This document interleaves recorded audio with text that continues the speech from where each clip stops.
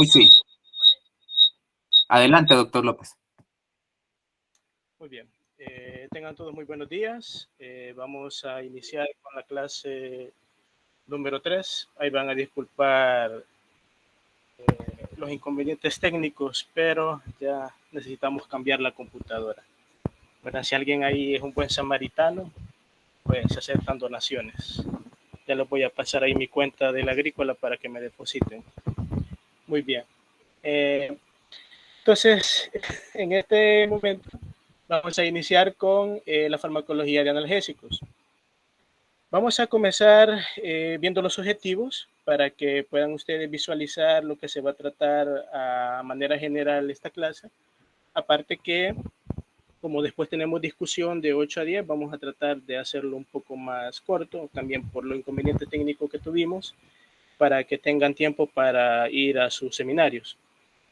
Está explicar la generalidad de la fisiología del dolor, explicar la transducción sensitiva del dolor, describir los conceptos de la fisiopatología del dolor, relacionándolo con su tratamiento, describir la farmacología de los fármacos opioides, determinar las otras clases y agentes farmacológicos que se emplean en el tratamiento del dolor y relacionar la escala análoga del dolor con las clases farmacológicas y fármacos para el dolor. Entonces, siguiente.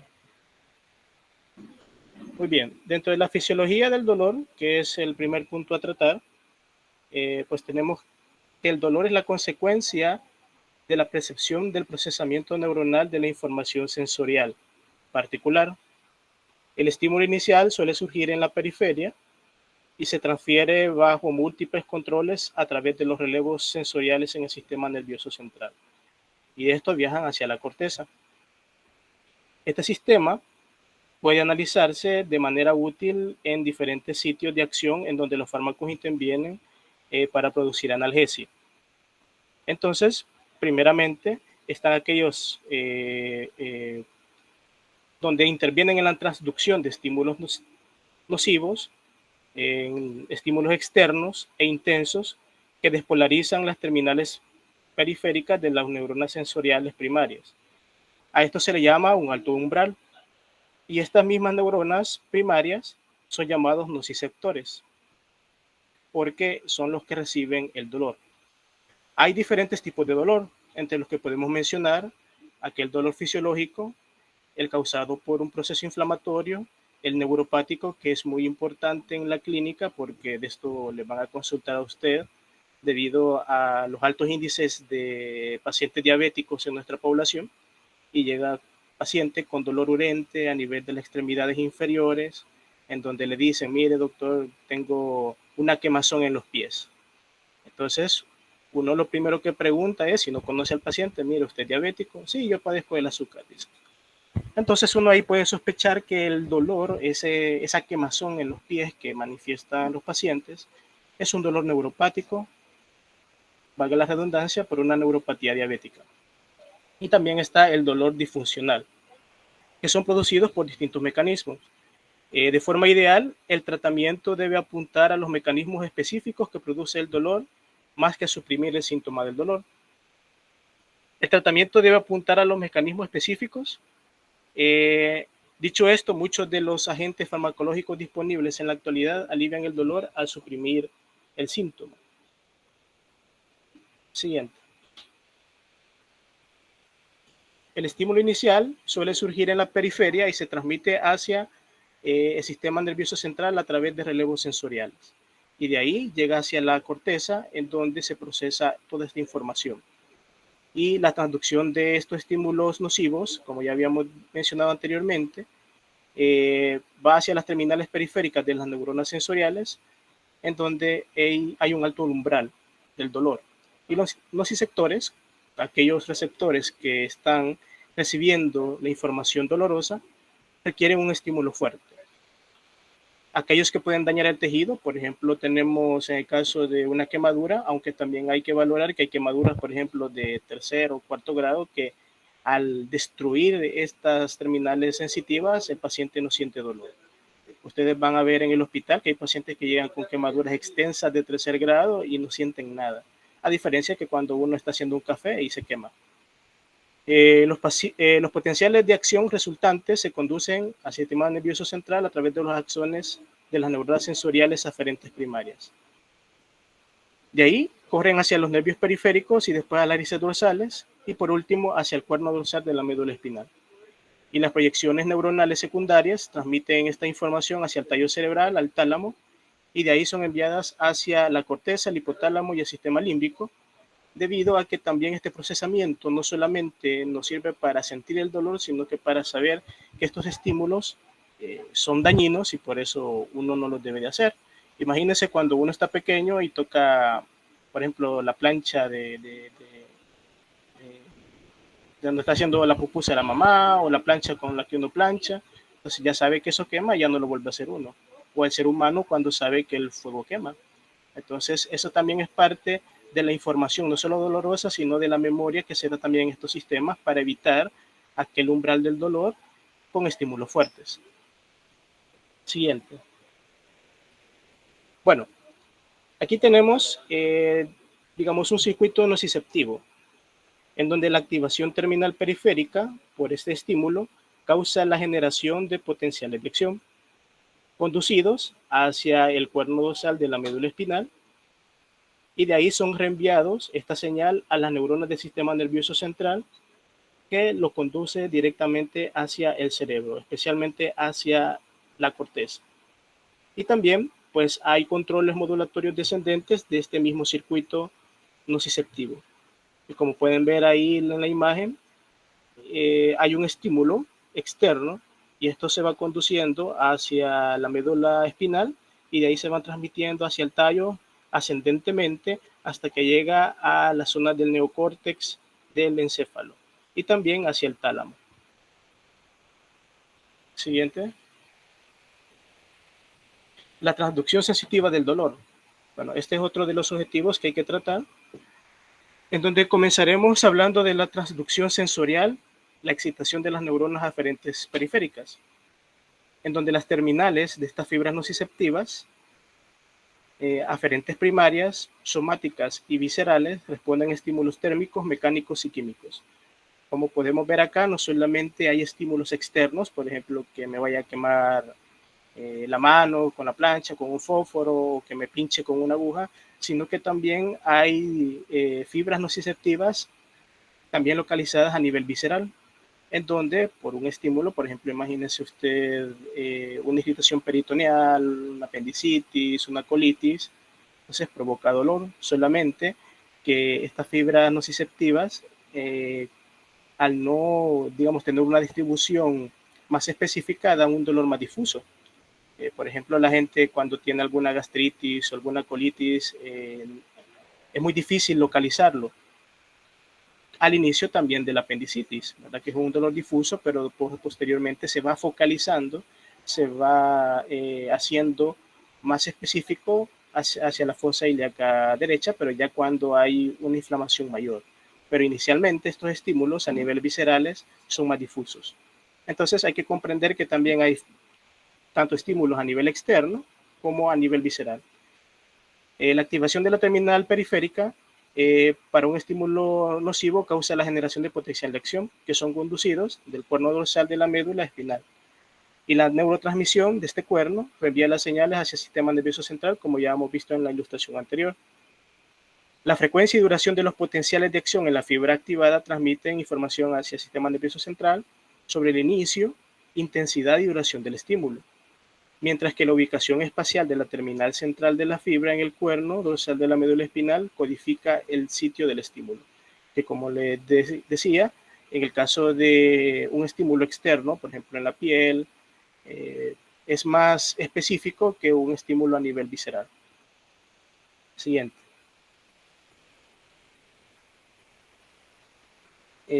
Bueno, la sensibilidad al dolor térmico depende de distintas poblaciones de neuronas. Algunas se activan a temperaturas frías, por ejemplo a menos de 16 grados, mientras que otras responden al calor. Y la subpoblación específica de terminales aferentes primarias, como los mecanonociceptores de alto umbral, se excitan con estímulos mecánicos de relativa intensidad, como un pellizco o un pinchazo. Y las terminales periféricas de las neuronas responden no solo a estímulos térmicos y mecánicos, sino que también a señales químicas. Algunos de estos agentes químicos excitan directamente a las terminales periféricas, como los activadores químicos, mientras que otros aumentan la sensibilidad de las terminales periféricas, como los agentes sensibilizantes. Entonces, importante acá no solamente que hay estímulos térmicos o mecánicos, sino que también estímulos químicos, que son importantes en la estimulación de estos nociceptores que transducen la señal periférica hacia el sistema nervioso central. Siguiente. También está la conducción de la periferia a la médula espinal, que es otra parte de la transducción nerviosa, en donde los axones de las neuronas aferentes conducen la información desde la terminal periférica al sistema nervioso central. Entonces, acá se dividen en diferentes grupos. El grupo A beta, en donde consiste en fibras de conducción rápida que responden con un bajo umbral de estímulo. Por ejemplo, aquellos estímulos mecánicos y que se activa con un toque ligero, por ejemplo, cuando a uno le tocan los cabellos, entonces ahí, como es de bajo umbral, entonces se activan más rápido y pues su conducción nerviosa, pues uno nota ese estímulo. Están bien los alfa delta, en donde incluyen fibras que conducen con velocidad intermedia y responden a estímulos como el frío, el calor o estímulos mecánicos de baja y alta intensidad. Y bueno, tenemos por último también la fibra C, que estas conducen más despacio. Se sinapsan en la médula espinal y suelen responder de forma multimodal. Es decir, que no solamente están respondiendo a estímulos mecánicos o térmicos, sino que también a ambos, inclusive a nivel químico. Y los potenciales de acción se dan como respuesta al dolor, a estímulos mecánicos y también a irritantes químicos. Y por último está la transmisión en el cuerno dorsal de la médula. En este caso, los potenciales de acción en las aferentes primarias inducen la liberación de un neurotransmisor hasta llegar a sus terminales axonales en el cuerno dorsal de la médula espinal. En este caso, intervienen especialmente para su analgesia aquellos fármacos como la gabapentina y la pregabalina. ¿Por qué? Porque en este caso los canales de sodio activados por el voltaje tipo N tienen un rol principal en el control de la liberación de neurotransmisores en las vesículas sinápticas. Entonces, en este caso, la transmisión ocurre entre a las aferentes primarias de la fibra C y las proyecciones secundarias en el cuerno dorsal. Siguiente. Bueno, aquí tenemos pues un poco de lo que estábamos hablando anteriormente con respecto a la transducción periférica, en donde hay diferentes tipos de estímulos. Como pueden ver en la figura, está un estímulo químico, un estímulo mecánico y un térmico, en donde en este caso activa un receptor periférico específico que causa un flujo, una entrada de iones y una despolarización de la terminal periférica. Los estímulos térmicos, por ejemplo, activan el potencial receptor transitorio, el receptor bailinoide o la proteína similar al receptor bailinoide. Entonces, como pueden ver ahí, los diferentes tipos de estímulos que se están generando van a generar un potencial de despolarización en donde el canal de sodio tiene una importancia debido a que se activa con la llegada de un alto voltaje y esto causa un potencial de acción que va a despolarizar toda la membrana axonal y va a conducir la transmisión sensorial hacia el sistema nervioso central. Y en la otra tablita pues tenemos aquellos receptores quimiosensibles expresados en las neuronas nociceptivas. Por ejemplo, tenemos ahí aquellos que tienen un estímulo hacia un pH bajo, como los receptores SISA, y el tipo de receptor es un canal iónico, activado por el pH, también por un estímulo de ATP y por los péptidos de quinina, que son receptores acoplados a la proteína G, ambos, tanto el del ATP como los péptidos de quinina. Siguiente. Bueno, y tenemos aquí también otro tipo de figuras. En la primera tenemos la neurotransmisión en el cuerno dorsal de la médula espinal, en donde un potencial de acción entrante desde la periferia activa los canales de calcio por voltaje presináptico, causando un flujo entrante mayor de calcio y una liberación de la vesícula sináptica. Los neurotransmisores que son liberados en este proceso, por ejemplo el glutamato y algunos neuropéptidos, como el relacionado con el de la calcitonina, actúan en los receptores posinápticos, estimulando los receptores de glutamato que llevan a una rápida despolarización posináptica, mientras que otros activan a los receptores modulatorios por una despolarización lenta. Y en la siguiente figura, que está a la par, tenemos sobre la regulación inhibitoria de la neurotransmisión. Por ejemplo, la noradrenalina, el GABA y algunos fármacos opioides que son liberados por estas neuronas inhibitorias en el circuito local, actúan en forma pre y posináptica para inhibir la neurotransmisión. Esta inhibición presináptica es mediada por la actividad reducida de los canales de calcio activados por voltaje y también por la inhibición postsináptica, ante todo por la potenciación de un flujo entrante de cloro y también por un reflujo de potasio. Seguimos después con la fisiopatología del dolor y su tratamiento. Bueno, existen algunas situaciones clínicas como el traumatismo agudo, el parto o la cirugía, en los cuales es necesario controlar el dolor nociceptivo debido a que son dolores muy fuertes e insoportables. En estos casos, la vía del dolor puede interrumpirse al bloquear la transmisión con anestésicos locales, como está en el capítulo 12 de Velázquez, en donde habla sobre los fármacos opioides, al administrar altas dosis de opioides. La inflamación periférica y el daño del sistema nervioso produce un dolor caracterizado por hipersensibilidad a los estímulos nociceptivos e inocuos y el dolor espontáneo, lo cual surge en ausencia de un estímulo obvio. Siguiente.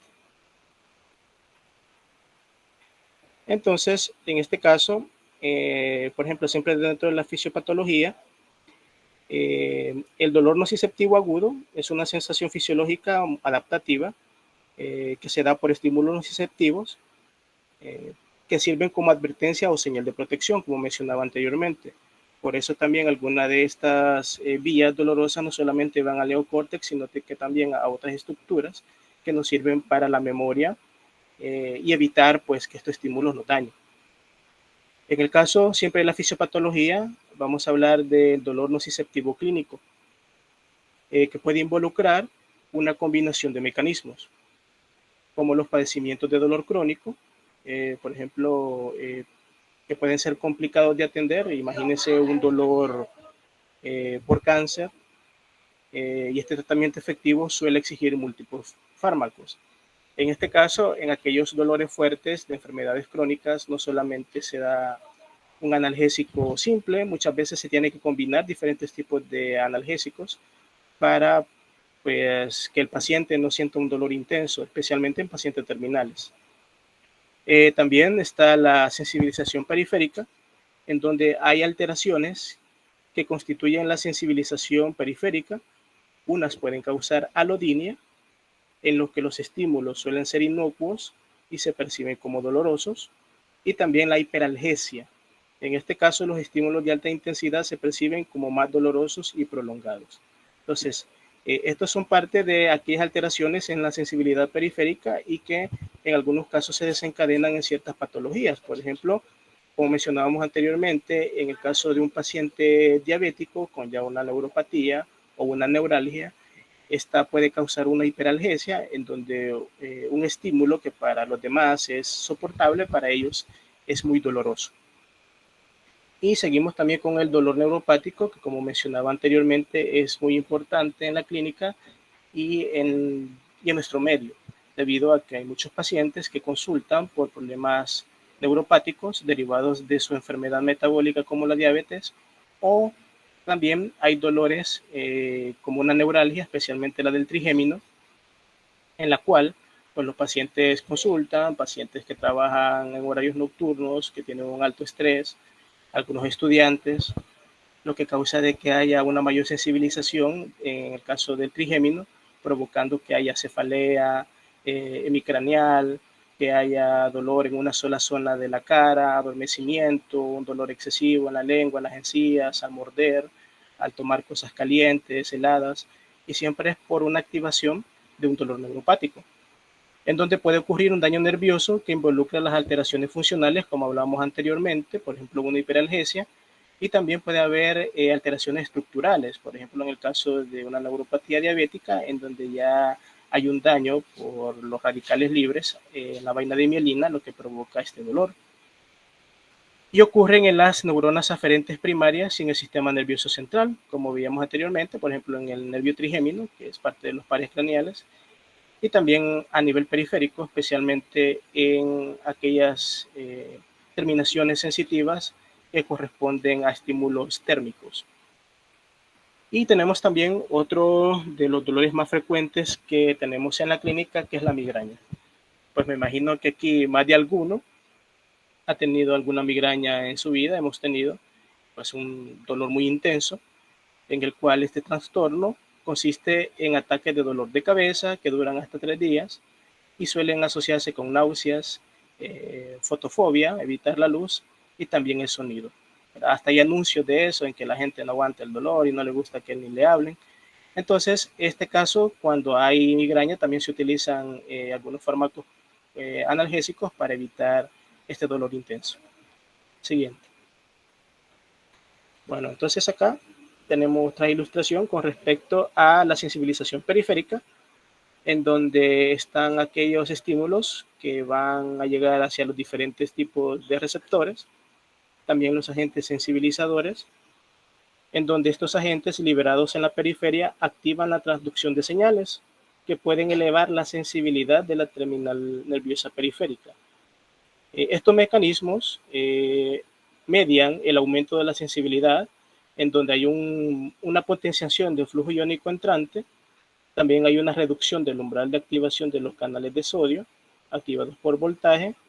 Y en este caso, estos son aquellos mecanismos que hacen de que haya alteraciones funcionales, como veíamos anteriormente, la alodinia y la hiperalgesia. Entonces, todos estos, digamos, hay un agente sensibilizador y llega un agente estimulante, ya sea mecánico, químico o térmico. Al haber una irregularidad en la sensibilización, esto aumenta pues el umbral, ¿verdad? Aquellos dolores que se activaban con un alto umbral hoy lo hacen con un estímulo pequeño, debido a que estos agentes sensibilizadores aumentan el umbral de los canales de sodio activados y esto hace de que haya un mayor aumento, valga la redundancia, de potencial de acción. Siguiente. Bueno, y también tenemos aquí sobre la sensibilización a nivel central, en donde hay una activación sostenida e intensa de la transmisión que puede inducir un flujo entrante de calcio posináptico, especialmente a través de los receptores NMDA. Y a la par tenemos sobre el dolor neuropático, como mencionábamos anteriormente, en que hay un daño nervioso, que esto provoca que con los diferentes tipos de combinaciones de señales, tanto negativa y positiva, alteran la fisiología del sistema nociceptivo, y esto hace de que el soporte neurotrófico alterado cree un mayor daño a nivel de la fibra nerviosa, y esto hace de que se liberen citocinas que alteran la expresión del gen de las fibras nerviosas dañadas. Como mencionábamos anteriormente, en el caso de un dolor neuropático derivado por una diabetes, este daño es mediado por los radicales libres, por hiperglicemias no tratadas. Entonces el paciente viene y dice, mire, fíjese que tengo este dolor y cómo me lo trato.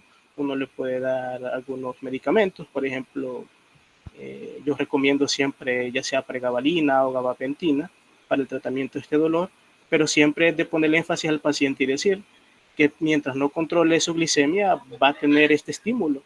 Es decir, el estímulo que está generando esta alteración en el dolor son las hiperglicemias. Y si el paciente siempre va manejando glicemias de 300 o 400, aunque yo le dé gabapentina de 300, el dolor va a persistir. Entonces, es un conjunto no solamente farmacológico, sino también el cambio de estilo de vida en el caso del dolor neuropático, Y también se puede aplicar esta en el caso de una eh, eh, neuralgia del trigémino. No sé si el compañero Moisés Rivera ha levantado la mano. No sé, doctor. Sí, doctor, yo tengo una consulta y en el caso que un paciente este, pueda presentar efectos adversos o hipersensibilidad en cuanto a los medicamentos de la pregabalina y la gabapentina, ¿qué otro medicamento o qué otras opciones se puede optar para poder tratar estos, estos dolores? Bueno, gracias por la pregunta. Bueno, en este caso, sí hay pacientes que, por ejemplo, usted le da una gabapentina de 300 y después los pacientes vienen, mire, me causa mucho mareo, me está causando mucho, yo solo quiero dormir. Entonces, muchas veces uno le dice al paciente, en el caso de que sean síntomas soportables, mire, tome eso en la noche, porque si el paciente se lo toma en el día, va a andar medio zombie en el día, pero se lo puede tomar en la noche y pues duerme, hasta duerme mejor, porque hay gente que me dice, mire, hasta duermo mejor hoy que me tomo el medicamento. Pero si en verdad el paciente no soporta, entonces se puede dar otro tipo de analgésicos, en este caso no como la gabapentina o la pregabalina, se puede dar, por ejemplo, algunos AINES, inclusive se da tratamiento con algún tipo de vitaminas neurotrópicas, como mencionamos anteriormente, porque hay un daño en la vaina de mielina y estas vitaminas también, por las vitaminas del complejo B, tanto la tiamina como la cianocobalamina, pueden ayudar a la regeneración de esta vaina y evitar pues que haya un dolor excesivo. Esas serían, digamos, opciones para los pacientes que en realidad no pueden soportarlo. Pero, como le digo, en el caso usted le puede decir al paciente, mire, tómeselo en la noche. Y eso es un buen tratamiento. Seguimos ahora con la farmacología de los fármacos opioides, en donde existen tres familias de opioides endógenos que derivan de secuencias peptídicas con posibles opioides. Entonces, la producción del principal precursor es la propia melanocortina, que se localiza en las neuronas del núcleo arqueado y del núcleo del tracto solitario, que proyectan sus acciones hacia el sistema límbico y la médula espinal. Además, se encuentran endorfinas en la hipófisis y en células pancreáticas, y también los derivados de proencefalina y prodinorfina a lo largo del sistema nervioso central. Algo importante sobre los receptores opioides es que en la actualidad se aceptan que hay tres tipos. ¿Verdad? Están los mu, los gamma y los kappa. O algunas veces lo ponen como la M, la G y la K. Y se dispone también de algunos argumentos para hablar de otro tipo de receptor que es denominado NOP. Siguiente. Dentro de su farmacocinética, hablando de la absorción, los fármacos opioides tienen diferentes presentaciones, tanto en su administración enteral, parenteral, percutánea y transmucosa. Casi todos los fármacos opioides se absorben en el aparato gastrointestinal, aunque la biodisponibilidad es variable.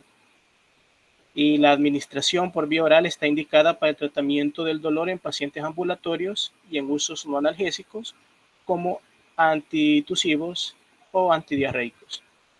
Con respecto a su distribución, la elevada hidrofilia de la morfina determina que su porcentaje de unión a proteínas no supera el 35%. Otros opioides más lipófilos como la codeína, la heroína y la metadona tienen mayor tasa de unión a proteínas, llegando en el caso de la buprenorfina al 96%. Y la distribución es buena y alcanza concentraciones efectivas en el sistema nervioso central. Siguiente. Con respecto a su metabolismo, la gran mayoría de los fármacos opioides son metabolizados por vía hepática. En el caso de la codeína, sufre un importante metabolismo a nivel hepático, donde da lugar a la morfina, en este caso un 10%. Probablemente esta fracción es la responsable del efecto analgésico de la codeína. Muchas veces hay fármacos que se combinan, por ejemplo, para dolores fuertes, dan la acetaminofén con codeína, por ejemplo, para dolores con pacientes con artritis reumatoide.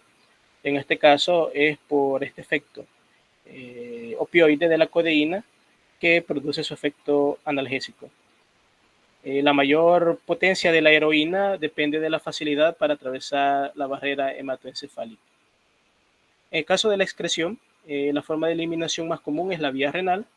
Tanto la codeína como la heroína se eliminan parcialmente como morfina.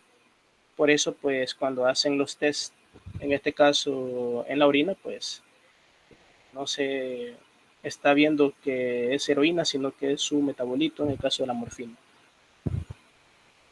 Siguiente. Bueno, entonces igual tenemos acá otro tipo de esquema con respecto a esto, en donde está el mecanismo de acción de los agonistas del receptor opioide.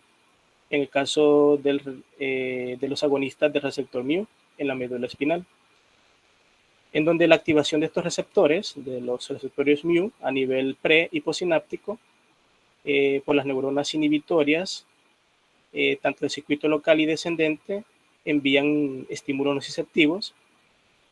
En el caso de la terminal presináptica, la activación del receptor opioide mu disminuye la entrada del calcio en respuesta a un potencial de acción entrante.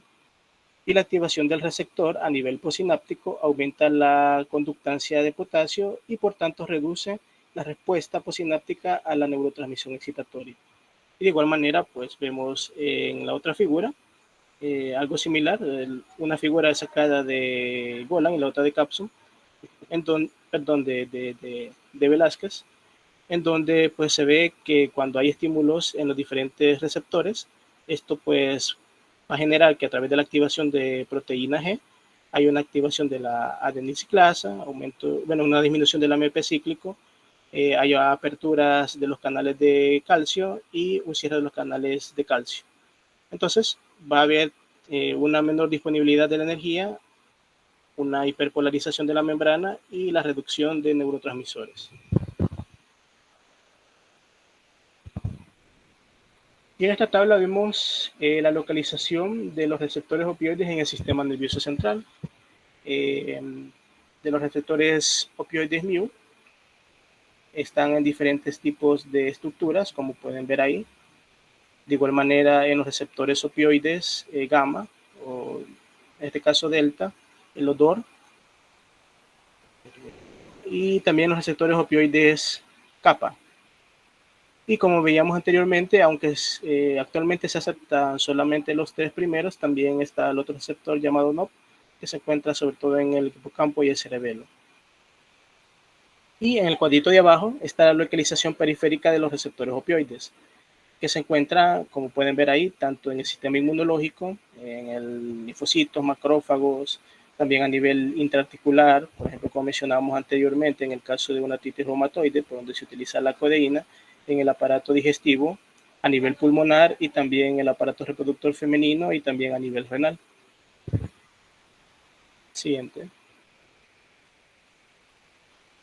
Y bueno, aquí también está un cuadro resumen con respecto a los receptores opioides, en donde, como mencionáis, son acoplados a proteína G, en donde hay localización tanto presináptica y postsináptica y la clasificación en varios tipos fundamentales y las características que menciona el cuadro. Siguiente.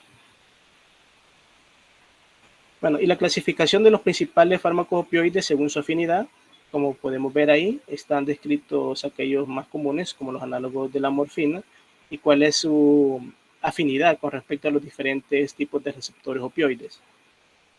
También aquellos derivados de la metadona, como está la propoxifeno, está la pentazocina, el tramadol, que es un fármaco muy utilizado, que pueden ver que está más que todo con su afinidad a nivel de los receptores mu.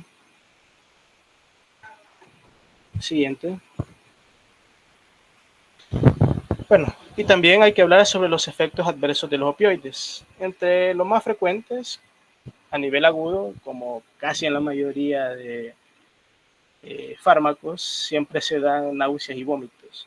Entonces, pueden ver que la mayoría de fármacos da este tipo de efecto adverso y los opioides no son la excepción.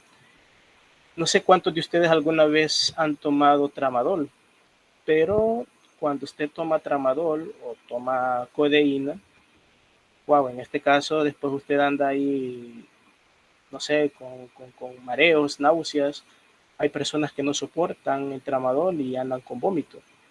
Hay diferentes tipos de presentaciones en donde tramadol lo presentan a 50 miligramos, 35 miligramos, 25 miligramos, combinados con otros tipos de analgésicos.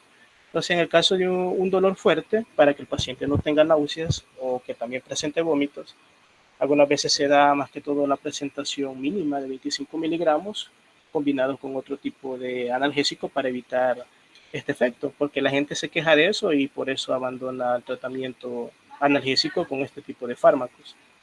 También están otros crónicos como el estreñimiento y bueno, también mencioné las náuseas y vómitos porque son muy recurrentes en estos fármacos.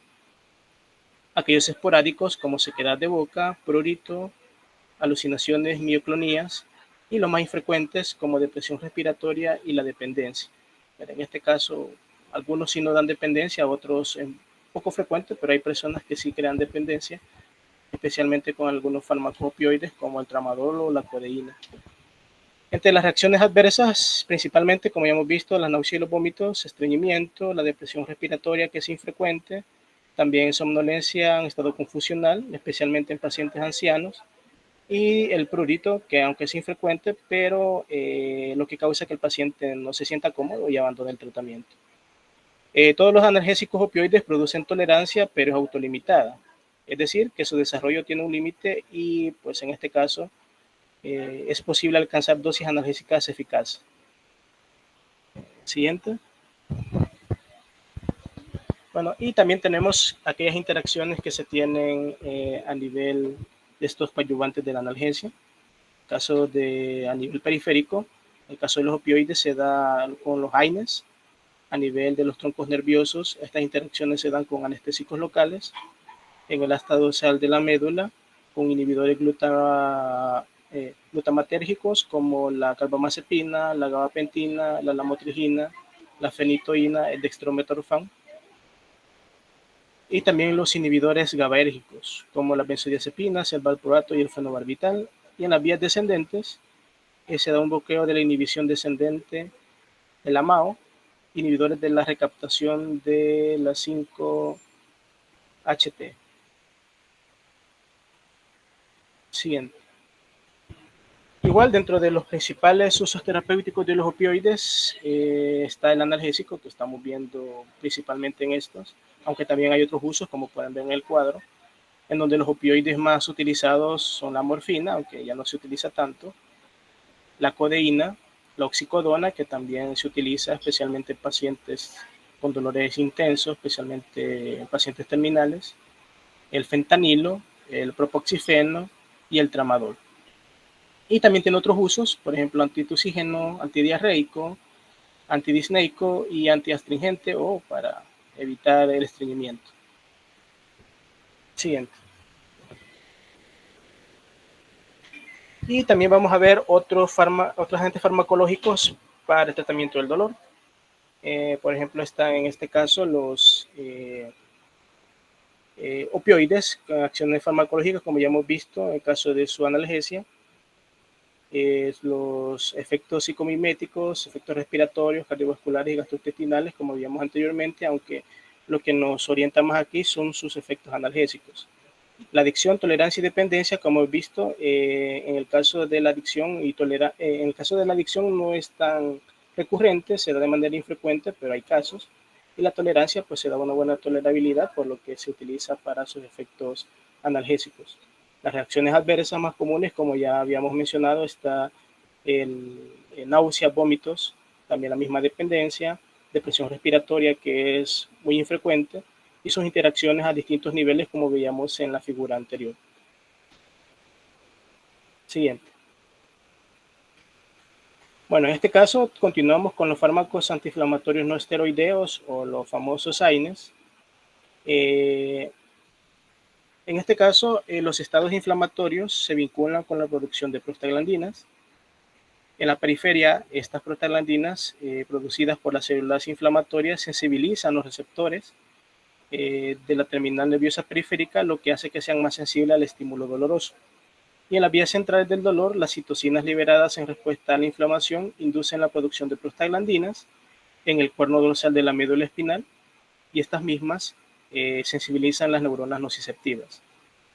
En el caso de los agentes antiinflamatorios no esteroideos o los AINES, bloquean la sensibilización periférica y central mediada por los prostanoides que liberan en la inflamación, y los AINES reducen el grado de inflamación además. Siguiente.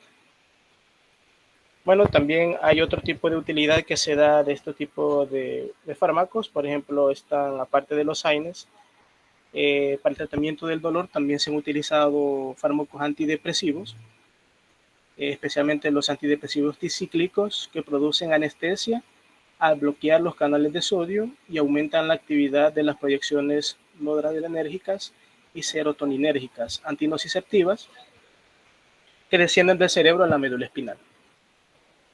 Hay agentes menos selectivos, por ejemplo, aquellos con efectos neuroquímicos más amplios, como los tricíclicos amitriptilina, nortriptilina y imipramina, que han sido más efectivos que los inhibidores selectivos de la recaptación de la serotonina, como la paroxetina, la fluoxetina y el citalopram, que también se han utilizado como agentes analgésicos. Otros fármacos que se han utilizado como agentes analgésicos están los antiepilépticos y antiarrítmicos. En el caso de la gabapentina, se usa más frecuente para el manejo del dolor crónico. Un nuevo antiepiléptico con estructura similar es la pregabalina. Este análogo de la GABA es más potente y tiene un inicio de acción más rápido y una biodisponibilidad más predecible que la gabapentina. En el caso de la carbamazepina, bloquea los canales de sodio y este agente se usa en especial para tratar la neuralgia del trigémino, pero tiene un perfil de efectos adversos relativamente alto. Entonces, como lo mencionaba anteriormente, aparte del dolor neuropático por una neuropatía diabética, también están las neuralgias del trigémino, que son muy comunes en nuestro medio, en donde también se le da algunos medicamentos analgésicos a los pacientes. Por ejemplo, algunos los tratan con carbamazepina, otros lo tratan con gabapentina o con vitaminas neurotropas. Tenemos también el tratamiento de la migraña, que también es algo muy importante que ver debido a que es consulta casi diaria de los pacientes con dolores migrañosos, cefaleas vasculares intensas, hasta con auras, que vienen presentando náuseas, inclusive vómitos, por el dolor intenso. Tratamiento efectivo para la migraña, la clave es el triptófano de agonistas de receptor de serotonina, por ejemplo, el sumatriptán. Los triptanos son selectivos para los receptores de subtipo 5-HT1 beta y 1 delta de la familia HT1. De los receptores 5-HT1 delta están presentes en los nervios trigéminos que inervan los vasos sanguíneos meningios, debido a que cuando hay una alteración de la vasculatura a nivel cerebral también se liberan histaminas, lo que hace de que haya un dolor intenso, lo que provoca la migraña. La ergotamina también es un medicamento muy utilizado. Ustedes van a ver que muchos de los fármacos que se utilizan en la clínica tienen este compuesto, ergotamina. Algunos la ergotamina tartrato, otros llevan cafeína, otros llevan acetaminofén para el tratamiento de las auras y del dolor intenso de la migraña.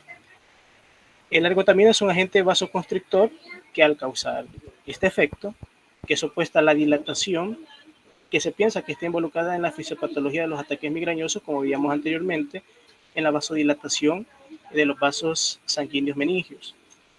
AINES, opioides, cafeína y antieméticos también tienen actividad y cierta utilidad en el tratamiento de cefaleas migrañosas. Y, por ejemplo, tenemos aquí una combinación de indometacina y cafeína, puede tener una efectividad similar a los triptanos. Como vimos anteriormente, se puede combinar también ergotamina y cafeína en algunas presentaciones. Siguiente. Y pues aquí tenemos también otro esquema en donde habla de los AINES, los mecanismos de acción de este tipo de fármacos, en donde aquellos estados que están involucrados en la producción de prostaglandinas son importantes mediadores en la sensibilización del dolor. Entonces, en la periferia, estas prostaglandinas estimulan los receptores de la prostaglandina en la terminal nerviosa periférica, lo que hace que sean más sensibles, que tengan una mayor respuesta al estímulo doloroso. Y en la vía central del dolor, las citocinas liberadas como respuesta a una inflamación inducen esta producción de prostaglandinas en el cuerno dorsal de la médula espinal. Y estas mismas, las prostaglandinas, sensibilizan las neuronas nociceptivas secundarias y por lo tanto aumenta la percepción del dolor. Estos agentes de los AINES bloquean esta sensibilización periférica y central mediada por los prostanoides, que se liberan en la inflamación. Siguiente. Bueno, tenemos también aquí, como mencionábamos anteriormente, este tipo de cómo actúa en los sitios de acción de las principales clases de agentes usados en el manejo del dolor y sus diferentes tipos de regiones donde están actuando. Unos a través del bloqueo a nivel periférico, otros en la traducción de la señal, como los AINES, otros en la transmisión a nivel de la médula y del tallo cerebral, como tenemos los opioides, antidepresivos, los mismos AINES, antiepilépticos, y también en la modulación descendente y del relevo que se da a nivel del sistema nervioso central. Y en el caso de los opioides son aquellos que están actuando principalmente en la percepción central a nivel del neocórtex. Siguiente. Y bueno, también vamos a ver sobre la escala analógica del dolor. Esto no está específicamente en el libro de texto, yo lo saqué de otro lugar, debido a que los objetivos también abarcaban esta escala analógica. Entonces, en donde está la escala visual analógica o EVA, que permite medir la intensidad del dolor que describe el paciente. Por ejemplo, viene el paciente a la consulta y le dice a usted, ¿cuánto le duele? Mucho. Pero ese mucho para el paciente puede ser poco para otro. ¿O usted cómo puede cuantificar el mucho, el poquito, un poquistillo? Como la gente tiene expresiones coloquiales, que es difícil de hacer una medición exacta del dolor y por consiguiente darle el tratamiento que merece el paciente. Entonces, en esta escala consiste en una línea horizontal de 10 centímetros, en cuyos extremos se encuentran las expresiones extremas de un síntoma. En el izquierdo, la ausencia o menor intensidad, y en el derecho, la mayor intensidad. Y se pide al paciente que, en este caso, marque la línea en donde está la intensidad del dolor y se valora, ya sea como dolor leve, que es, digamos, de 0 a 3, el dolor moderado de 4 a 7 y el dolor severo, que es igual o superior a 8. Siguiente. Y aquí tenemos eso, la escala de EVA, valoración del dolor. Entonces, como hay pacientes que no tienen un grado académico alto, por ejemplo, imagínense un anciano que no puede leer, hay mucho analfabetismo en nuestro país, entonces también se hace con caritas y se describe al paciente con qué carita se identifica. Entonces ahí podemos ver cómo se hace. Usted lo tiene en su consultorio y ahí pues le puede decir al paciente, mire, del 1 al 10 o señáleme la carita con el cual usted siente dolor. Siguiente. Y también está aquí, los analgésicos apuntan a varios pasos de la percepción del dolor, desde el inicio del estímulo doloroso a la percepción central de este dolor. Los AINES modulan la despolarización inicial de la membrana en respuesta a un estímulo periférico. Los bloqueadores del canal de calcio reducen la conducción del potencial de acción en las fibras nociceptivas. Opioides, antidepresivos, AINES y antiepilépticos modulan la transmisión de la sensación del dolor en la médula espinal al disminuir la señal enviada desde las vías del dolor periférica a las centrales, y hay múltiples sitios de acción de los analgésicos mediante un tratamiento combinado para el manejo del dolor. Siguiente. Doctor, disculpe. Ahí ¿Sí? en la diapositiva decía canal de sodio, pero usted dijo canal de calcio. Entonces, ¿cuál es? Dale atrás. No, atrás. Sí, bloqueadores de canal de sodio. Eso es. Se me fue. Está bien, gracias. Gracias por la observación, compañero. Bueno, y aquí tenemos la farmacología de la analgesia, y estos cuadros resumen están en Golan. Solo lo traje de manera ilustrativa, no lo voy a explicar porque la mayoría ya fue dicho en la clase. Solo para que vean los cuadritos. Igual. El siguiente, doctor. Igual, siguiente. Siguiente. Y creo que terminamos. Bueno, muchas gracias a todos los compañeros. Gracias, doctor Cabrera, por haberme ayudado. Aquí está la bibliografía para los compañeros. Son 2 capítulos nada más, son aproximadamente como 20 páginas. Entonces, estudien bien para el examen, ¿verdad? Espero que no se repita en las notas anteriores. Ustedes tienen mucho potencial, solo pongan atención a